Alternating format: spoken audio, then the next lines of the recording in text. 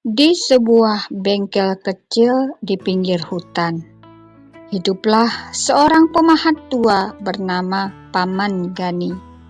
Ia membuat boneka dari kayu pinus yang terbaik. Suatu hari ia membuat boneka khusus dan memberi nama Boni. Paman Boni menggantungkan boneka-boneka kayunya dan di meja boneka Boni setengah jadi. Senyum kecil mulai terlihat di wajah kayunya. Malam harinya, cahaya bintang jatuh ke bengkel dan mengenai Boni.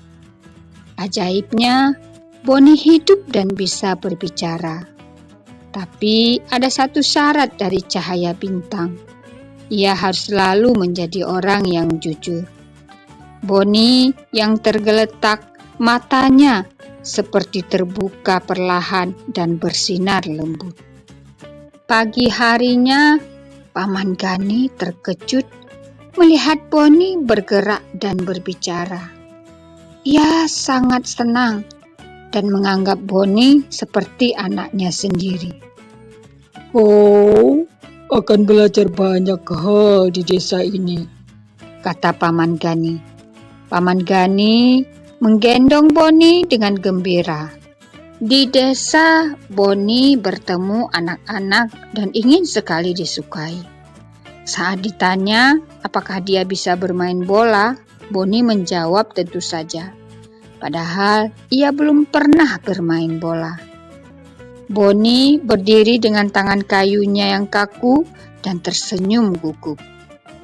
Tapi saat ia mencoba menendang, ia terjatuh dan bola mengenai jendela rumah Bu Ranti hingga pecah. Boni ketakutan. "Bukan aku yang melakukannya," katanya pelan. Boni tertunduk di tanah. Anak-anak dan Bu Ranti melihat ke arah jendela yang telah dipecahkan. Wajah Boni terlihat sedih dan cemas. Malam itu, hidung kayu Boni tumbuh panjang.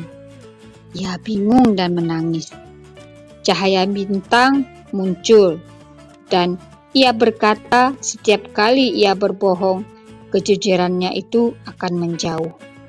Boni duduk di pojok bengkel, melihat hidungnya yang kini semakin panjang. Cahaya bintang bersinar dari langit malam. Keesokan harinya, Boni kembali ke rumah Bu Ranti dan berkata, "Maaf, sayalah yang menendang bola ke jendela, Ibu." Bu Ranti tersenyum dan berkata bahwa dia telah berkata jujur. Boni berdiri di depan Bu Ranti sambil menunduk. Bu Ranti mengelus kepalanya dengan ramah. Perlahan hidung Boni kembali normal. Ia merasa lebih ringan dan lega. "Jujur itu sulit, tapi rasanya hangat di hati," gumam Boni. Boni melihat bayangannya di kolam air. Ia tersenyum bahagia melihat hidungnya kembali pendek. Sejak saat itu, Boni tak pernah ragu berkata benar. Saat ia tak bisa bermain, ia berkata, "Aku belum bisa, tapi mau belajar bersama kalian." Boni duduk di lapangan bersama anak-anak dan juga Pak Guru belajar menendang bola. Perlahan sambil tertawa, ia sudah mulai bisa. Semua anak-anak menyukai Boni, bukan karena kehebatannya, tapi karena ia jujur dan baik hati. Boni memeluk teman-temannya, dan juga ia sangat senang diterima dengan baik di desa itu.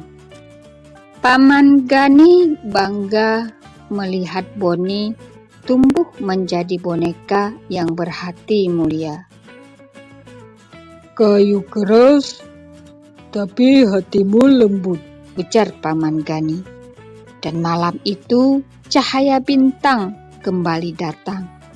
Boni berdiri di bawah langit penuh bintang. Satu bintang yang bersinar terang tepat di atasnya. Dengan jujur, kita akan disukai dan dipercaya oleh orang lain, seperti Boni yang dihargai karena keberaniannya berkata jujur. Pesan moral yang bisa disampaikan pada cerita ini adalah kejujuran adalah dasar kepercayaan. Mengakui kesalahan adalah tanda keberanian. Berbohong mungkin terasa mudah, tapi membawa beban.